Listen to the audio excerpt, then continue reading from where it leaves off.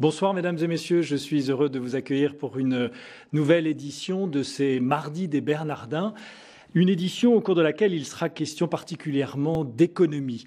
Que nous soyons salariés, épargnants, consommateurs, nous sommes peut-être pour beaucoup d'entre nous les trois à la fois, nous sommes à ces titres divers des acteurs de l'économie. Or, avons-nous suffisamment conscience en ces temps de crise que nos comportements individuels influent sur l'économie en général ?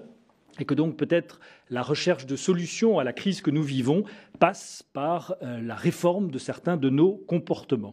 Aujourd'hui, nous allons étudier particulièrement notre rôle en tant qu'épargnants. Nos choix dans ce domaine-ci sont-ils guidés uniquement par des intérêts personnels ou sommes-nous capables d'intégrer la dimension de l'intérêt collectif ?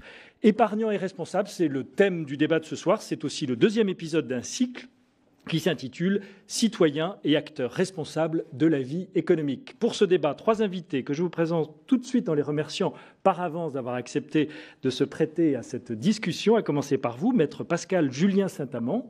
Bonsoir, vous êtes notaire à Paris. À vos côtés, Hubert Fontcave. Bonsoir, vous êtes directeur général d'Etia Gestion. Etia Gestion, c'est une société de gestion de portefeuille et son titre évoque déjà dimension éthique sur laquelle probablement vous allez beaucoup insister ce soir. Enfin, Pierre Delozin. Pierre Delozin, vous êtes directeur général délégué de la Fédération bancaire française et délégué général de l'Association française des marchés financiers. Et vous êtes venu ce soir avec cet ouvrage important qui s'intitule L'économie et le christianisme. C'est aux éditions Guibert. C'est un livre qui est paru en 2010. Alors, on va commencer avec vous, Pierre Delozin, peut-être par poser un peu le cadre de notre rencontre en disant d'abord qu'est-ce que c'est que cette épargne, l'épargne des ménages, quel est son rôle dans l'économie, comment se compose-t-elle? Est-ce que vous pouvez nous donner quelques repères là-dessus? Oui, de l'épargne, je crois que tout le monde a une idée familière de ce que c'est. L'épargne, c'est d'une part ce qui n'est pas consommé, c'est-à-dire un revenu qui n'est pas consommé et généralement qui est là pour un autre usage, une autre intention ultérieure. Alors, c'est soit une épargne de précaution, à ce moment-là, elle peut être relativement courte, mais soit plus généralement pour un usage beaucoup plus éloigné. C'est souvent pour la retraite, une grande partie de l'épargne est en vue de la retraite d'une manière ou d'une autre, soit pour des besoins personnels ou familiaux. Je prends par exemple l'épargne investie dans la maison, dans l'habitation principale. Donc ça, le point de vue de la personne, dont on voit que la caractéristique principale, c'est que l'épargne, c'est l'avenir. L'épargne, ça regarde toujours vers l'avenir. Et alors, les économistes vous diront qu'au niveau global, l'épargne, ça sert à l'investissement, et lui-même, l'investissement, c'est de l'argent qui est utilisé pour l'avenir, pour préparer l'avenir. Donc ça veut dire qu'il y a toujours ce côté-là. D'un côté, quelqu'un qui se défait d'un argent qu'il a, provisoirement, en espérant bien le retrouver augmenté, bien sûr, mais enfin qui, pour un instant, ne l'a pas, et qui le confie d'une manière ou d'une autre à autre chose, même quand c'est quelque chose qu'il achète, comme de l'immobilier, ça n'a une valeur économique que si, évidemment, il peut le revendre par la suite, donc il raisonne sur l'avenir. Et il y en a un autre, lui, qui a besoin d'argent. Ça peut être des entreprises, ça peut être des emprunteurs de tous ordres qui ont besoin de cet argent. Et donc, l'épargne est totalement vitale dans une économie. Alors, je dirais, dans une économie comme la nôtre, où on a pris conscience de l'importance de l'avenir et de la responsabilité à long terme, l'épargne prend une valeur stratégique plus grande, puisqu'effectivement, l'épargne, c'est la construction de demain, en fait, dans une très très large mesure. Et la manière dont l'épargne s'oriente construit la société de demain. Hubert Fontcave, est-ce que vous diriez que cette épargne des ménages aujourd'hui, elle contribue à la crise de la finance que nous connaissons aujourd'hui? C'est-à-dire, est-ce qu'aujourd'hui, cette épargne est plus frelatée, en quelque sorte, qu'elle ne l'a jamais été, du fait de tous ces produits financiers qui sont à la disposition des ménages et qui les incitent à des gains parfois très attirants, mais qui peuvent cacher aussi derrière des tromperies? Je pense à l'affaire Madoff, évidemment. Alors moi, il ne me semble pas que l'épargne soit responsable en tant que telle de la crise que nous connaissons. Cette crise vient plutôt du comportement, du changement de comportement des opérateurs que nous sommes sur les marchés et notamment employés principalement dans les grandes institutions bancaires, financières, les sociétés de gestion, les compagnies d'assurance. Finalement, tout ce monde qui travaille des métiers financiers et qui, depuis en gros 25 ans, est passé à oublier son rôle de serviteur entre, d'une part, d'un côté, les masses les masses épargnées, les masses de travail, de temps de travail épargnés par les uns et les autres, et les projets d'entreprise, les projets d'investissement. Donc, moi, il me semble qu'on est plutôt passé d'une situation de serviteur à peut-être une situation de prédateur. Là, vous nous parlez des intermédiaires. Je parle des intermédiaires. Ces gens qui, entre l'épargnant et l'économie réelle, composent les produits qui sont proposés à leur épargne. On le verra tout à l'heure en poursuivant le débat. Il n'y a pas uniquement les proposer, il y a les concevoir, les distribuer, en faire un marketing. Mais il me semble, pour revenir à votre propos liminaire, que l'épargne en tant que telle, c'est une masse de travail que les uns et les autres ont mis de côté pour, justement, comme le disait Pierre, s'en servir dans un temps différé. Et la question, c'est qu'est-ce qu'on en fait? Et justement, le sujet qui est proposé, c'est épargnant responsable. Est-ce que nous sommes suffisamment responsables de cette épargne quand on la délègue en gestion? Mais on pense tout de suite aux grands comptes gérés de haute fortune, mais tout simplement, l'épargne, on la délègue déjà quand on cotise chaque mois dans des caisses de retraite, dans des contrats d'assurance, et pas uniquement d'assurance vie. Tous les flux de l'épargne transitent par les marchés financiers. Pascal Julien Saint-Amand, vous êtes en tant que notaire un acteur éminent de ces choix de placement patrimoniaux. Comment vous voyez les évolutions au cours de ces dernières années? Est-ce qu'il y a des choses frappantes? Apparemment, les deux premières interventions n'ont pas pointé une voracité particulière chez nos contemporains, c'est-à-dire une quête de profit absolue. Est-ce que vous confirmez ça? Et vers quels produits les gens ont-ils tendance à se tourner? Alors, c'est particulièrement intéressant, effectivement, de regarder l'évolution des comportements au cours des dernières années. Ce que l'on constate, en fait, c'est que les produits deviennent de plus en plus compliqués, mais pour autant, les clients et donc les épargnants n'ont pas une connaissance meilleure du marché sur lequel ils sont appelés à intervenir. Donc, on sent se développer plutôt une inquiétude à l'égard de certains types d'épargne qu'ils maîtrisent mal. Et ça conduit en fait finalement à avoir des comportements qui sont un petit peu complexes à analyser parce que plusieurs personnes agissent en même temps pour orienter l'épargne dans une direction ou dans une autre. Alors pour prendre quelques illustrations, tout d'abord, on a le législateur qui va mettre en place un ensemble de mesures pour inciter les épargnants à aller dans un sens plutôt que dans un autre. Alors c'est tout ce qu'on appelle bien sûr les niches fiscales dont on parle si souvent. Mais les niches fiscales, elles ont quand même un but. Elles ont un but, c'est d'orienter de l'épargne à un endroit où on estime que la société a besoin que cette épargne arrive. Et c'est le cas au travers de l'assurance vie avec des régimes de faveur. C'est le cas en matière d'immobilier lorsqu'on veut développer l'immobilier locatif. C'est le cas en matière pour certains types de produits financiers dans une zone que l'on veut développer, pour le développement des dom-tom par exemple. Donc on essaye en fait d'inciter le contribuable et l'épargnant en même temps, et en jouant sur les deux ficelles, on essaye de l'orienter, d'orienter son comportement vers une épargne qu'en tout cas l'État considère comme étant une épargne responsable, car elle vient alimenter les secteurs de l'économie qui en ont besoin. Et ce que l'on constate chez nos clients, c'est que la recherche du profit maximal, c'est rarement, alors peut-être qu'on n'est pas les bons révélateurs, peut-être que ceux qui recherchent l'épargne, le revenu maximal, vont pas voir le notaire.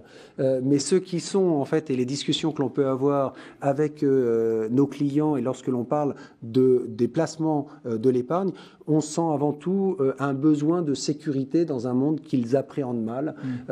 Et c'est vraiment ce qui ressort, je trouve, au cours des dernières années. C'est vraiment la recherche de sécurité. La recherche de sécurité dans un contexte d'irresponsabilité, disent certains.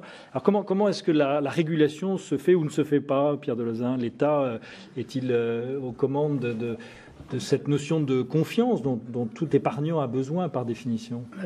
L'État a un rôle multiple et il envoie des messages qui ne sont pas toujours très cohérents. Prenez un exemple. Les directives européennes et de ce fait la loi française sont assez strictes, notamment la dernière directive qui s'appelle MIF, sur le fait que les réseaux bancaires ou les autres distributeurs de produits financiers doivent connaître leurs clients et regarder où leurs besoins, leurs profils, leur degré de compréhension. Et de l'autre côté, comme effectivement vous le disiez, vous avez une fiscalité qui, je dirais, par rapport aux priorités normales de l'épargne, est complètement fantaisiste. C'est-à-dire que les priorités de la fiscalité n'ont rien à voir avec les priorités de bon sens le plus élémentaire. Je prends un exemple. L'épargne à court ou à court terme, à commencer par le livret A, est pratiquement défiscalisée ou très allégée. L'épargne très longue est désavantagée, sauf dans l'assurance vie. Et l'épargne la plus taxée, ce sont les actions. C'est-à-dire probablement le produit le plus long terme, théoriquement le plus risqué à court terme et le plus utile pour l'économie à long terme. Donc la fiscalité, clairement, va à rebours de ce qu'il faudrait faire. Vous dites ça, vous êtes un ancien de la direction du Trésor. Oui, mais vous parlez de fiscalité fantaisiste. La fiscalité, je dirais, c'est construite au fil du temps. Et quand ça s'est construit après, évidemment, les flux d'argent sont fléchés dans certaines directions parce que les gens tiennent compte de la fiscalité. Et c'est normal parce que la fiscalité est un élément important du rendement des investissements. Et de ce fait, l'argent se trouve canalisé. Alors qu'à mon sens, il devrait y avoir ou une neutralité fiscale complète, ou s'il devait y avoir un privilège, il devrait être uniquement sur les placements à long terme utiles. Les placements à long terme utiles, c'est d'abord les actions. Donc là, on est clairement à rebours. Et donc, vous voyez, on est dans un système qui envoie des signaux très complexes. Deuxièmement, le particulier, à la base, même s'il applique des principes exigeants sur son épargne, il a déjà du mal en termes de culture, puisqu'il n'a pas été préparé. On n'apprend nulle part en France et dans beaucoup de pays. Qu'est-ce que c'est que l'épargne? Quels sont les produits? Pourquoi ils sont là? À quoi ils servent? Quels sont leurs risques et leurs avantages? Et puis ensuite, il se trouve devant des produits dont certains sont simples, certains sont très compliqués, et donc il est facilement canalisé dans une direction ou dans une autre. Et donc il manque à l'évidence et la connaissance et le fléchage. Je dirais, ceci étant vrai, même avec un intermédiaire raisonnablement de bonne volonté. Alors vous en avez qui ne sont pas de bonne volonté en plus, mais quand même raisonnablement de bonne volonté. Je voudrais revenir sur un point sur l'avidité qui me paraît très important. C'est que l'avidité n'est pas toujours là où on pense. C'est-à-dire que si on imagine l'avidité comme étant les investisseurs qui font le siège de leur banquier, leur broker ou n'importe quoi, en disant « je veux du fric le plus vite possible, le maximum », ce n'est pas le comportement dominant. Mais dès que vous avez des gens qui, par exemple, dans des journaux tout à fait ordinaires, comparent, comme on dit dans le patois, benchmark, c'est-à-dire ils comparent en fait, où ils étalonnent les SICAV, par exemple, par rapport à tel ou tel indice, vous faites une mesure qui, par construction, va être une mesure à relatif court terme. Qu'est-ce que ça envoie comme signal pour le gestionnaire? Qu'il a intérêt à bien faire attention à sa gestion à court terme. Parce que s'il se dit « je vais investir ici et là », parce qu'à long terme, ça sera mieux, mais pendant tout un temps, le marché ne l'a pas compris et donc les cours ne sont pas très bons, il fera moins bien que l'indice. Et qu'est-ce que dira la personne regardant son journal en disant « attendez, vous n'avez pas du tout, là, je compare avec les talons, c'est très mauvais ». Et donc, la méthode même est une méthode qui peut conduire au court-termisme. Autrement dit, des choses qui apparaissent comme un guidage utile peuvent conduire au court-termisme. Parce que qu'est-ce que fait le gérant à ce moment-là? Évidemment, il va regarder les résultats trimestriels, il va regarder l'effet sur les cours et ainsi de suite. Et donc, il y a, je dirais, toute une méthode collective qu'il faut changer, c'est-à-dire notamment en se donnant des critères d'horizon plus longs et puis des critères liés au contenu même de l'investissement que l'on va faire ou que l'on va favoriser. L'opinion se forge souvent sur les affaires les plus sensationnelles. J'ai cité tout à l'heure l'affaire Madoff. Personne n'a repris ce cas. Pourtant, j'aimerais qu'on le fasse. Et notamment, en vous lisant, j'ai noté que vous disiez qu'il faut surveiller les profits du secteur financier apparaissant anormaux au vu du service réellement assuré, et notamment s'il reste élevé sur la durée. Alors ça, c'est assez faramineux. D'abord, on a l'impression que l'outil que vous désignez, il est quand même de l'ordre de l'observation aux jumelles et pas d'une régulation très, très établie. Et puis, le fait qu'un produit soit durablement profitable vous semble suspect par définition. Non, ça, c'est plus qu'un produit, c'est une activité. C'est une activité qui gagne énormément d'argent très longtemps. Il y a quelque chose de bizarre. Ça veut dire que oui, ils profitent d'une situation anormale, ce qui peut arriver, où ils ont pris des risques plus élevés que ce qu'on estimait. C'est manifestement ce qui s'est produit dans le secteur financier américain pendant la décennie précédente 2007. Donc il y avait effectivement des profits très élevés, mais par exemple les 5 plus grandes banques d'affaires, investment banks américaines, il n'y en a plus que 2 qui sont indépendantes et qui n'ont plus du tout le même poids qu'avant. Donc les autres, manifestement, avaient gagné de l'argent provisoirement, si on veut dire, mais en prenant des risques, et à un moment donné, les risques se sont vérifiés. Donc il faut regarder sur la durée et regarder ce qui tient sur la longue durée. Mais ça, c'est plus facile à dire qu'à faire, parce que ça voulait dire que pendant toute cette période, il fallait rester à l'écart de ce secteur qui était apparemment extrêmement profitable. Et il fallait rester à l'écart. C'est-à-dire, si on a fait un jugement en disant non, c'est pas bien, soit parce que je pense que moralement c'est pas bien, soit parce que je soupçonne qu'il y a quelque chose de bizarre, soit tout simplement parce que je comprends pas. Et si je comprends pas, il vaut mieux pas faire, ça c'est évident. Mais dans ces cas-là, il fallait rester à l'écart et accepter de pas faire les gros profits que pouvait faire le voisin qui avait joué ce genre de jeu. Autrement dit, il y a un problème d'avoir une espèce de doctrine pour soi-même, ou une règle, c'est presque une règle de vie, en se donnant un certain nombre de priorités, et puis en tenant ses priorités. Alors, ça n'empêche pas de vouloir apprendre, parce qu'on peut se tromper aussi et louper des occasions. Mais on a besoin d'avoir cette règle de vie. En revanche, ceux qui ne veulent pas faire ça, ce sont ceux qui, par exemple, ces gens à très très court terme, qui, eux, font une espèce de kayak sur le marché, sur ces mouvements. Le marché, il bouge beaucoup. Et donc, si on veut suivre ça, il est évident qu'on prend des risques relativement plus importants. Alors Hubert Pontka, vous définissez, ou pas d'ailleurs, vous allez nous le dire, un peu en réaction contre tous ces intermédiaires qui ont emmené les épargnants sur des produits trop bénéfiques, trop profitables pour être raisonnables. Quelle est donc votre éthique personnelle, votre motivation dans la façon dont vous exercez votre métier, qui est celui de la gestion de fonds? Alors, bien proposer une autre approche, tout simplement de l'investissement d'épargne qui nous est confié, en essayant de rapprocher nos clients des entreprises. Je crois qu'on a un effort très important à faire dans la connaissance et la meilleure connaissance des entreprises. Quand on entend parler des entreprises aujourd'hui, on a l'impression d'entendre soit tel grand patron ou telle entreprise qui fait des milliards de profits, et ce serait pas bien. Moi, je constate que tout le monde admet que son boulanger puisse faire quelques centimes ou dizaines de centimes de bénéfices sur sa baguette ou son pain. C'est un chef d'entreprise.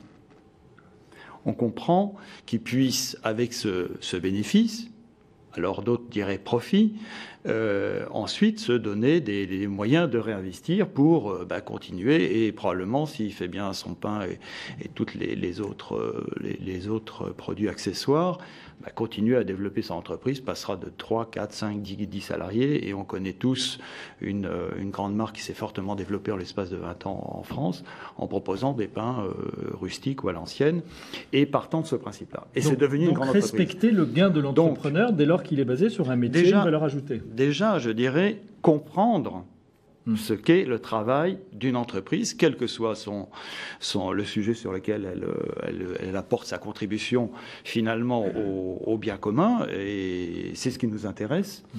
Et donc comprendre aussi les difficultés. On comprend aussi facilement, et ça on n'a pas besoin d'avoir fait une grande université plus 25 ans, pour se dire que finalement cette difficulté se retrouve dans cette création de richesse, pas toujours facile, concurrentielle, et qu'il ne peut pas y avoir, comme le disait Pierre, de création ex nihilo d'une transmutation d'on ne sait quoi en tout d'un coup lingot d'or, et qui ferait que ce serait formidable. Donc moi je voudrais rappeler que les produits de l'épargne est investie à travers deux grands types de produits. D'une part les actions. Donc on prend le part au capital d'une entreprise, quelle qu'en soit sa taille, et on assume les risques de l'entrepreneur en l'accompagnant. Et d'autre part, un titre de dette.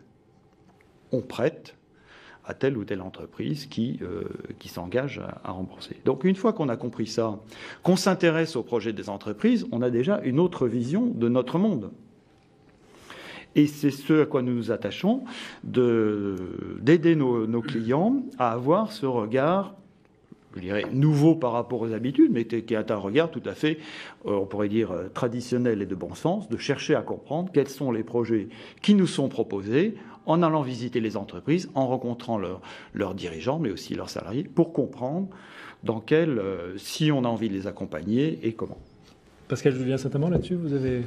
Oui, peut-être deux précisions. Je crois que ce qui est intéressant dans toute la démarche de l'épargne responsable, c'est qu'on fait souvent un peu un amalgame entre deux notions qui sont un petit peu différentes, me semble-t-il, qui est l'épargne éthique d'une part et l'épargne solidaire d'autre part. Ouais. L'épargne éthique, c'est véritablement la volonté, lorsque l'on investit dans une structure, de choisir les structures en fonction d'un certain nombre de critères qui nous paraissent être des critères éthiques importants. Alors ça peut être le respect de l'environnement, ça peut être les relations entre les employeurs et les employés, ça peut être un certain nombre de valeurs fortes auxquelles on est attaché. Mais on n'est pas du tout en train d'opposer en fait profit et moralité. C'est-à-dire on est vraiment dans une logique dans laquelle le profit n'est pas du tout en opposition avec la moralité. Une entreprise qui a des principes forts, et bien généralement se développe parfaitement bien, voire parfois mieux que d'autres types d'entreprises. Ça, c'est vraiment la démarche éthique. On reste dans une logique de recherche en fait d'un résultat dans son épargne. Et à côté de ça, il y a la démarche de l'épargne solidaire. Et l'épargne solidaire, c'est beaucoup plus une épargne dont on a besoin pour permettre de réaliser des projets qui économiquement ne fonctionnent pas tout seuls. Et donc on a besoin de cette épargne pour la localiser, enfin pour générer, pour financer en fait ce développement. Et ce développement n'est possible que parce que des gens sont prêts à apporter des fonds qui éventuellement ne sont pas rémunérés, qui éventuellement courent un risque de non-remboursement. Enfin, c'est tout le microcrédit qu'on va développer, par exemple, dans les pays en voie de développement, etc. Et donc, on a ces deux types d'épargne qui sont de l'épargne très solidaire, qui est très responsable, avec une logique qui maintient une idée de pouvoir réaliser du résultat, et une autre qui est encore un peu plus dans la solidarité. Ben voilà une distinction qui est essentielle à faire. Hubert Fondeca, vous travaillez beaucoup, vous réfléchissez beaucoup sur cette dimension, ces fondements éthiques de ces fonds du même nom. Vous avez notamment travaillé pour la Conférence des évêques de France à ce propos-là. Alors, est-ce que vous pouvez résumer pour nos téléspectateurs ce que sont les fondements éthiques de ces nouveaux produits? Qu'est-ce qui est à l'origine du point de vue de la réflexion? Est-ce que c'est la doctrine sociale de l'Église notamment qui là est en fond et qui intervient? Quelles sont les origines de ce mouvement, on pourrait dire? Alors, pour ce qui est de l'épargne dite investissement socialement responsable, qui est le terme le plus communément admis, elle a pris ses fondements dans des mouvements de communautés américaines au XVIIIe siècle, et ça s'est renforcé au début du XXe. Ces personnes faisaient le choix, donc c'est de l'éthique, faire des choix, de ne pas investir dans un certain nombre de secteurs qui n'étaient pas en phase avec les valeurs qu'ils portaient. Et à l'époque, c'était aussi bien les valeurs, les choses liées à l'armement que la pornographie ou que l'alcool, notamment au moment de la prohibition. Là, c'est le rejet, c'est la négation. C'est la négation. Donc ça a été un mouvement. Et puis, au tout début des années 80, là aussi, aux États-Unis, dans la suite, dans le prolongement des mouvements qui avaient été initiés pour ne pas contribuer au développement de tel ou tel pays. On ne voulait plus acheter d'oranges de tel pays, on ne voulait plus soutenir telle autre entreprise qui participait par exemple à une guerre, entreprise chimique par exemple. Là aussi, des communautés ont fait le choix, et pas forcément des communautés religieuses, ont fait le choix en disant à leurs gestionnaires ou leur banque en charge de leur épargne, nous ne voulons pas que nos capitaux soient investis dans ces entreprises que nous désapprouvons. Et puis, autre étape, au tout début des années 85, il y a eu une sœur qui était d'une congrégation un peu répartie dans le monde entier et qui s'est dit finalement, je me retrouve tout d'un coup nommé économe de la congrégation et il me semble difficile que nous investissions dans des entreprises qui, dans certaines de leurs filiales, peuvent poser problème à certaines de nos consoeurs qui sont en mission, peut-être pour acheter un bout de terrain, pour faire Parce que ces congrégations ont beaucoup vendu de leur patrimoine immobilier, non? C'est ça? Il y a eu pas nécessairement, mais c'était surtout d'être en cohérence.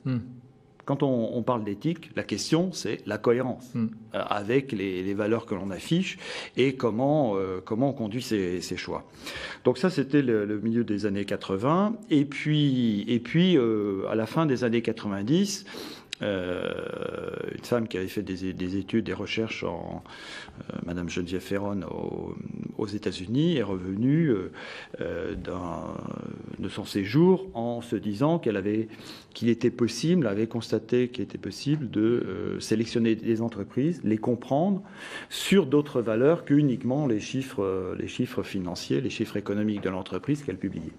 Et à partir de cette différenciation, pouvait éventuellement proposer de sélectionner ces entreprises, et elle a été à l'origine de la création de ce qu'on a appelé à l'époque l'ARES, l'agence de rating environnemental et social des entreprises.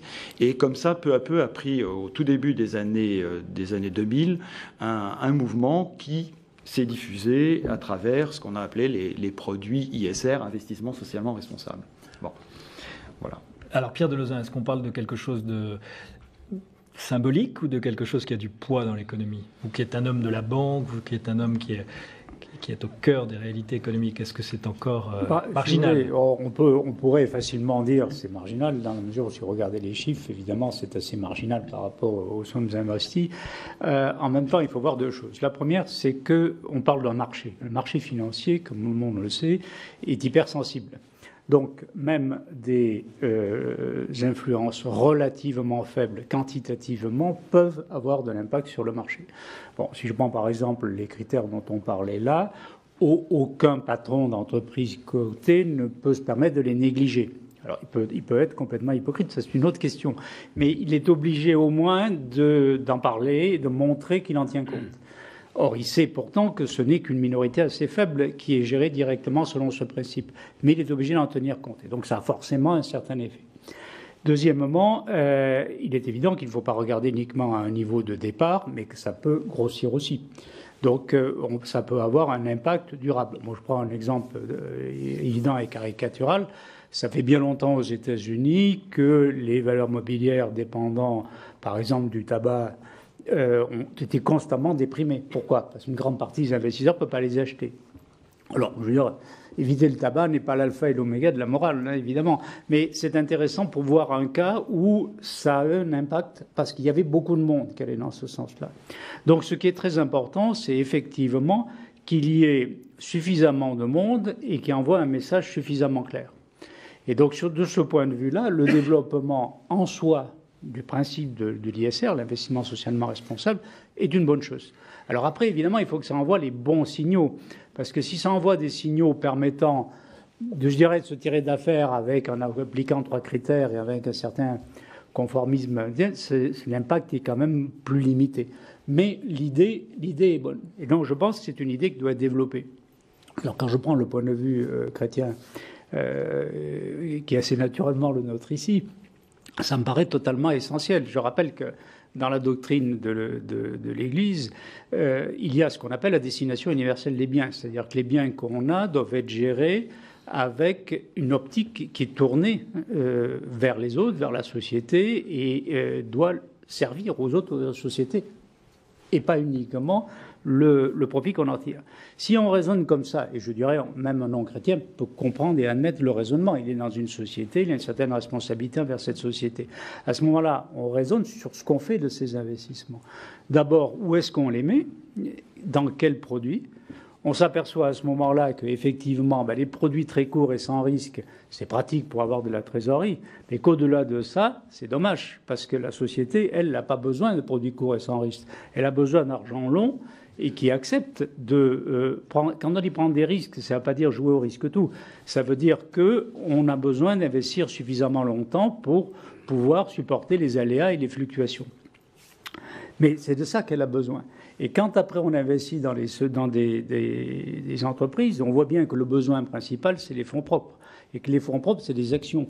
Et les actions, ça signifie non seulement de l'argent qui reste indéfiniment dans l'entreprise, parce que même si l'action est achetée et vendue, l'argent est toujours dans l'entreprise, il n'en sort pas. Donc l'entreprise a des moyens de développement. Mais c'est encore une troisième chose, c'est du pouvoir. parce que les actions, c'est un pouvoir de vote, ou un pouvoir éventuellement de vente s'il y a une opéra. Donc c'est un enjeu très important. Et donc, aussi bien au niveau personnel qu'à un niveau collectif, c'est un enjeu essentiel. La société française est dramatiquement, sur ce plan-là, mal équipée. Elle n'a pas d'investisseurs collectifs en actions naturelles, parce qu'elle n'a pas de fonds de pension, ou presque pas, en fait, tout petit. Les règles européennes font que maintenant, ça c'est très difficile, et aux banques, et dans l'avenir aux compagnies d'assurance, à investir dans les actions. Donc on n'a presque plus d'acheteurs naturels d'actions, c'est-à-dire d'acheteurs naturels du produit d'avenir qui donne le pouvoir. Donc on a un enjeu majeur qui est de savoir qu'est-ce qu'on fait là. Mais évidemment, investir en actions, ça ne suppose pas d'investir en achetant n'importe quoi, ça suppose de réfléchir sur les entreprises en question. L'idéal, c'est quand même, ce dont parlait Hubert, c'est le partenariat, c'est-à-dire de pouvoir avoir une connaissance des entreprises en question. C'est quand même de loin la meilleure solution. Sinon, c'est d'avoir ces critères, soit ces critères personnels, soit d'utiliser des critères collectifs, comme ceux qu'on a cités, mais en vérifiant qu'ils sont en accord avec les critères que soi-même on poserait. Et moi, il me semble qu'il devrait y avoir un effort chrétien pour aller plus loin que les autres dans ces domaines-là. C'est-à-dire aller plus loin dans les critères. Ce ne sont pas des critères nécessairement différents, mais des critères qui peuvent aller plus loin que d'autres. Parce que celui de la connaissance de l'entreprise, que vous avez tous les deux évoqué largement, très bien, mais enfin, ce n'est pas déjà le cas quand je lis un rapport annuel, quand je me rends à une assemblée générale. Si vous regardez un rapport annuel, que vous allez encore moins à une assemblée générale, vous n'avez pas une idée de ce qu'est une entreprise. Je veux dire, même si le rapport annuel est honnête. Donc c'est tout acheté, ça, c'est pas la bonne source. Non, c'est indispensable, mais d'abord, c'est un document de communication, et deuxièmement, dans lequel vous avez énormément de données chiffrées. C'est très important, les données chiffrées, évidemment. Mais d'abord, les données chiffrées ne vous donnent pas l'évolution de l'avenir. Deuxièmement, ça ne vous dit pas... Alors simplement, même en termes financiers, quel va être l'avenir de l'entreprise? Est-ce que c'est une entreprise conquérante qui sait ce qu'elle fait, qui sait où elle va, où les gens ont envie d'avancer énergiquement et de déployer leurs talents, ou une entreprise où on cherche à faire le maximum de résultats en opprimant une population plus ou moins malheureuse, ou même tout simplement il y a une tension nerveuse? Déjà, c'est totalement différent. Une entreprise où vous êtes sur des produits d'avenir, ou une entreprise qui vit de rente, et ainsi de suite. Ça, vous ne le voyez pas dans une entreprise multinationale, c'est un peu de tout ce que vous venez de dire. Non, pas nécessairement. Pas nécessairement, ça va et ça vient. Ouais. Alors nous, en plus, nous en France, nous sommes habitués à des grandes entreprises assez stables, les grandes vedettes. Si vous prenez aux États-Unis, que vous reprenez la composition du Dow Jones il y a 50 ans et aujourd'hui, ça ne peut rien avoir. Ça peut rien avoir. Donc ça change, c'est-à-dire que ça monte et ça baisse. Des choses qui étaient gigantesques il y a quelque temps n'existent plus et inversement, d'autres se montent.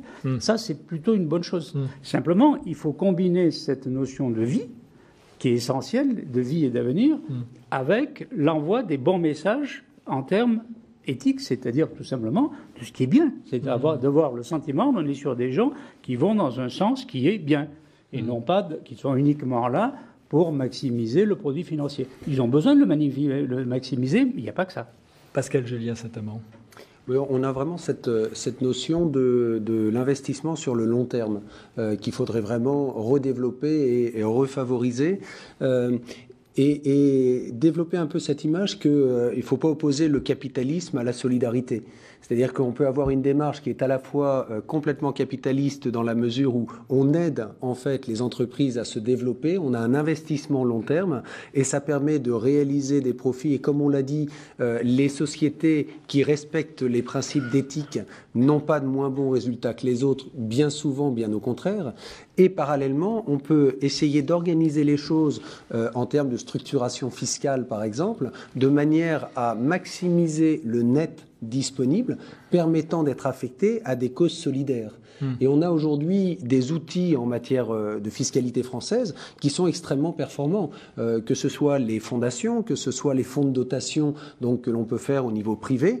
Eh bien, quelqu'un qui a envie d'aider grâce aux résultats qu'il a d'un placement en action, qui veut aider un certain nombre de causes, eh bien, plutôt que de prendre d'abord le résultat et d'être imposé et d'avoir donc au passage laissé un prélèvement de 32,5% et d'investir juste la différence, eh bien peut au contraire investir via son fonds de dotation qui a comme objectif de remplir un certain nombre de missions, qui sont des missions d'assistance, qui sont des missions caritatives par exemple, et puis l'intégralité du revenu ne sera pas taxé de cette manière-là et pourra donc être affecté avec plus d'efficacité encore à l'objectif final. Donc, en réalité, je trouve juste qu'il est intéressant de voir que finalement, s'intéresser à l'approche technique de la façon dont on va percevoir un résultat, c'est une démarche avant tout solidaire, dès lors que l'on souhaite en fait augmenter les sommes nettes qui vont pouvoir être affectées en fait à des missions que l'on souhaite soutenir. Est-ce que votre discours n'est pas réservé à des gros épargnants au fond? Est-ce que ce que vous dites est valable aussi pour des gens qui ont peu de moyens mais qui veulent collaborer à cette solidarité? Oui, vous avez raison effectivement de souligner ce point-là, c'est-à-dire qu'il est clair qu'un gros épargnant va pouvoir organiser lui-même tout seul son propre fonds de dotation, alors qu'un autre va avoir la même démarche mais en passant par une fondation déjà existante.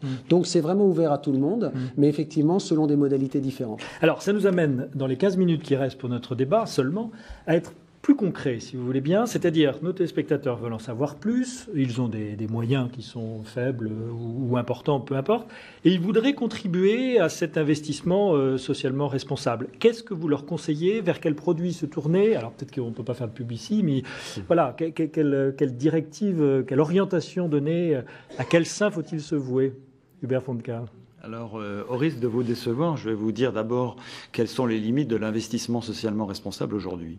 En fait, au cours des 10 dernières années qui se sont écoulées, ce type d'investissement a été, on pourrait dire de manière presque naturelle, préempté par les grandes institutions bancaires, financières et d'assurance qui font qu'elles représentent 95 ou 98% des sommes collectées.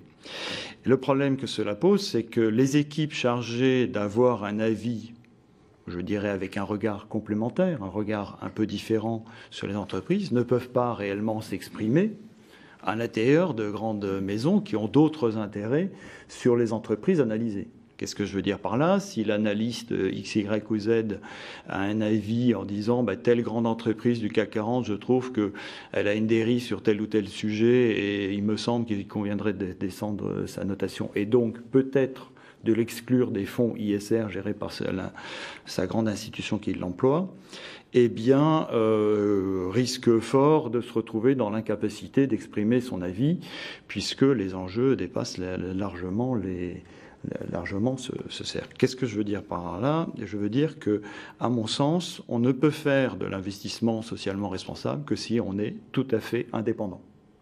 Il n'est pas possible, dans nos métiers à l'heure actuelle, compte tenu des sommes en jeu, de le faire sans être tout à fait libre de penser et de peser ses choix et de les assumer. Ah voilà le principe posé, mais enfin, là, vous ne nous donnez pas trop de solutions non plus. Est-ce qu'il y a une labellisation à laquelle il faut se fier? Je crois qu'il faut éviter les histoires de labellisation, parce que les labellisations font, en fait, c'est recommencer le système d'une forme de caste où sont élus des gens qui s'entendent sur un certain nombre de sujets. Or, aujourd'hui, on s'aperçoit que dans notre monde bancaire occidental, notamment en Europe continentale, on se retrouve avec de moins en moins d'institutions financières en termes de nombre, et donc tous les avis convergent. Je voudrais rappeler simplement que sur le domaine des fonds dits ISR, ils sont quasiment tous calés sur des indices ISR très peu différents des grands indices boursiers. Toutes les grandes entreprises du CAC 40 sont quasiment dans les indices ISR. Autrement dit, le travail d'analyse, de compréhension de l'entreprise et qui laisserait penser que sur tel ou tel sujet elle est moins performante qu'une autre n'a pas d'influence finalement sur la gestion, puisque il se retrouve naturellement dans ces indices sans grand effort. Hubert Fontcave, j'en appelais à une pédagogie qui trace des lignes et vous nous dites en quelque sorte tous pourris. Ah non, je n'ai pas dit ça. Moi j'ai compris qu'on ne savait pas très bien distinguer le bon grain de livret sur ce secteur-là. J'ai pas dit ça. Alors, vous me disiez en quoi... en quoi nous travaillons. Nous travaillons de manière indépendante. Oui. Donc il est possible de trouver des sociétés indépendantes de gestion qui font leur travail sereinement en n'ayant de compte à rendre finalement qu'à leurs clients. Alors, on en connaît une à travers vous, mais c'est peut-être pas très suffisant. On va pas tous venir chez je vous. n'ai pas parlé spécialement des tiers gestion. Non, mais comment peut-on avoir un avis sur une grande entreprise du CAC 40 qui pèse 150 000 salariés et lever le petit doigt en disant, en faisant une note qui remonte jusqu'au président de la banque qui vous emploie et lui dire, vous savez, moi je considère que monsieur machin, là, il y a des orientations qui me posent des questions sur lesquelles il ne veut pas me répondre. Naturellement, on va lui dire, écoute, c'est bien gentil, mais compte tenu des enjeux de concurrence internationale ici et là, on attendra la prochaine fois pour noter ta question. Alors, est-ce qu'il ne faut pas préférer des investissements Donc, sur ces sujets-là, je persiste à penser que, et c'est le choix que j'ai proposé à mes associés, qu'on ne peut le faire que de manière indépendante. Il y a un certain nombre de sociétés indépendantes sur ces sujets qui essayent de travailler. Pierre Delezin voulait réagir à cet aspect de l'indépendance vis-à-vis des agences de notation. Je voudrais revenir un peu au départ, c'est-à-dire que l'investissement socialement responsable, c'est déjà l'affectation de son épargne. On a effectivement beaucoup parlé des actions et on a raison parce que c'est l'investissement le plus utile et puis le plus délicat en même temps, celui où on donne le plus d'orientation. Mais il y a beaucoup en amont, c'est-à-dire qu'on a à réfléchir, bon, où est-ce que je suis, combien j'ai d'argent, combien j'ai de personnes à charge, quel est mon avenir, de quoi je dispose et ainsi de suite, pour mettre des priorités. Alors, il y a des choses qui varient selon les personnes. Quelqu'un qui va avoir un besoin d'argent assez rapide parce qu'il a énormément d'enfants à charge encore jeunes, c'est peut-être pas astucieux de mettre énormément d'argent sur des actions qui sont à long terme. C'est clair. Donc, il a intérêt, lui, à rester sur du papier assez liquide et à n'investir sur le long terme que pour soit sa propre retraite s'il veut compléter, soit pour des besoins mais très ultérieurs de ses supposés nombreux enfants dans cette hypothèse. Donc ça, c'est une chose. En revanche, il peut écarter des choses, c'est-à-dire il peut écarter des investissements qui n'ont pas énormément de sens. Je prends un exemple, le fonds de réserve des retraites qui disparaissait, s'était donné dans son investissement 5% en matières premières. Ben là, c'est ce qu'on appelle vulgairement de la spéculation au mauvais sens du terme. Donc, à mon avis, ça n'a pas lieu d'être. Donc, mais parmi les matières premières, il y en a une qui s'appelle l'or. On l'a tous vu dans nos familles, le grand-père qui avait des lingots dans un coin. Ça peut être utile quand on pense qu'il peut y avoir une crise majeure et que la société va s'effondrer et ainsi de suite. Mais en dehors de cette hypothèse extrême, c'est pas un bon investissement du point de vue de la société. Ça n'est pas non plus un financièrement. Mais donc ça limite tout ça. Les produits de taux, ça sert pour un usage relativement limité aussi. C'est d'abord, je ne veux pas provoquer, mais je pense que la dette publique est une anomalie. On ne devrait pas y avoir de dette publique. La dette publique, c'est un moyen de ne pas prendre des décisions en reportant une dépense excessive sur les générations futures. C'est ça la dette publique. La dette publique, c'est immoral. Donc la dette publique, il ne faut pas être complice de la dette publique. Alors évidemment, dans un moment de coup dur où l'État, là, est dans une impasse par les bêtises qu'il a faites pendant 30 ans, peut-être besoin d'aide. Mais normalement, non. Normalement, non. Une obligation d'entreprise, c'est plus utile. C'est plus dans l'intérêt général de prêter à une entreprise que de prêter à l'État. Alors que l'État a une fonction de bien commun, reconnue par la doctrine sociale, indiscutable, mais pas quand il se gaspille son autorité, son pouvoir de décision et son image, puisqu'il reprend de la collectivité pour lever de l'argent et le gaspiller aussitôt. Donc ça, c'est pas des bonnes directions. Et les actions sont d'une bonne direction. Et les banques les banques, c'est une entreprise. Oui, mais qui jouent un rôle dans l'affectation de l'épargne. Oui, les banques sont des canaux. Donc les banques sont des canaux qui vous offrent une multitude de produits. Bon, il y a le conseil immédiat en termes de priorité. Il me semble que c'est assez nettement amélioré du fait notamment des exigences de la MIF ou autre. Après, si vous voulez avoir des exigences, par exemple d'investissement responsable ou éthique, vous êtes plus compétent. Vous êtes plus compétent. Ce n'est pas le boulot d'une grande entreprise comme une banque de vous dire ce qui est moral. La banque va vous fournir des produits qui vont dépendre en partie de ce qui se fait dans la société et en partie des demandes, ce qui est normal. On ne peut pas lui reprocher. En revanche, vous pouvez avoir votre propre raisonnement. Et là, ça dépend de votre degré de compétence et de vos fortunes. Si vous avez beaucoup d'argent, ou relativement, et que vous connaissez un peu, à ce moment-là, vous pouvez avoir les possibilités qui ont été énoncées par l'un et l'autre, là, tout à l'heure. C'est-à-dire que vous pouvez agir dans le cas d'une fondation, c'est bien. Vous pouvez confier vos fonds à une entreprise de gestion qui vous met en contact direct, etc. C'est une chose. Vous pouvez aussi essayer d'infléchir votre banque en disant « moi je veux ça, moi je veux ça, hein. Je vais regarder ma fortune, je veux ça ». Bah, banque, il va garder votre fortune. Hein. Donc, si vous lui dites, moi, je vais faire l'investissement ultra-cato et pour moi, ça veut dire ça, bah, la banque, elle vous le fera, hein, parce qu'elle en aura besoin. Pierre Delezin, je vous apprends rien, évidemment, en vous disant que la plupart des Français confient leur argent aux banques. Oui, mais donc, si les banques ne vont pas sur ce terrain du social... J'étais sur le premier truc, c'est-à-dire celui qui a 1 million. Quand vous avez moins de possibilités, c'est plus difficile pour vous. Qu'est-ce que vous faites à ce moment-là? Vous faites au mieux avec les moyens que vous avez. Vous regardez les opportunités qui s'offrent à vous et vous jugez au mieux en fonction des possibilités. Je suis d'accord sur le fait que les indices, quand vous regardez l'investissement social responsable, généralement, c'est très vite ramené au développement durable. Et le développement durable est très vite ramené à l'écologie. Ce qui est bien, mais c'est étroit. C'est étroit. Il y a beaucoup d'autres choses, beaucoup d'autres critères. Et donc, si on a la possibilité de pouvoir développer ces autres critères, on le fait. Si on n'a pas la possibilité, parce qu'on n'a pas beaucoup de moyens, on n'a pas beaucoup de temps, etc., ben on ne le fait pas. Parce que, je veux dire, pas impossible, nul n'est le tenu. Mais on sait qu'il y a un manque et que, bon, le jour où on verra quelque chose qui se dessine, on y va. Et alors, collectivement, et là, je dirais, en tant que chrétien, collectivement, on a besoin de faire un plus grand effort qu'on l'a fait. Bon, Soreille, effectivement, avait donné une initiative, mais c'était dans un cadre de congrégation. Et au-delà des congrégations, il y a les autres, c'est-à-dire les chrétiens laïcs, je veux dire, qui ont aussi besoin collectivement d'agir ou de réfléchir ensemble. Et c'est là peut-être qu'il y a quelque chose à faire.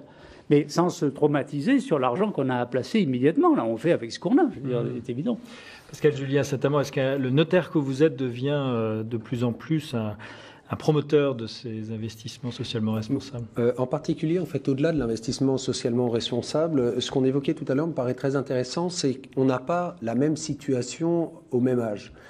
Et donc, il y a une première phase dans laquelle on est avant tout, et c'est ce qu'on constate chez nos clients, les clients sont avant tout désireux d'organiser leur propre sécurité, je veux dire, avant de s'occuper en fait de celle des autres, et donc d'essayer de trouver un premier équilibre. Dès qu'ils ont atteint cet équilibre, à ce moment-là, eh bien, ils vont plus ou moins vite, effectivement, sur une démarche dans laquelle ils sont plus tournés vers l'extérieur et beaucoup plus réceptifs à une démarche d'épargne socialement responsable.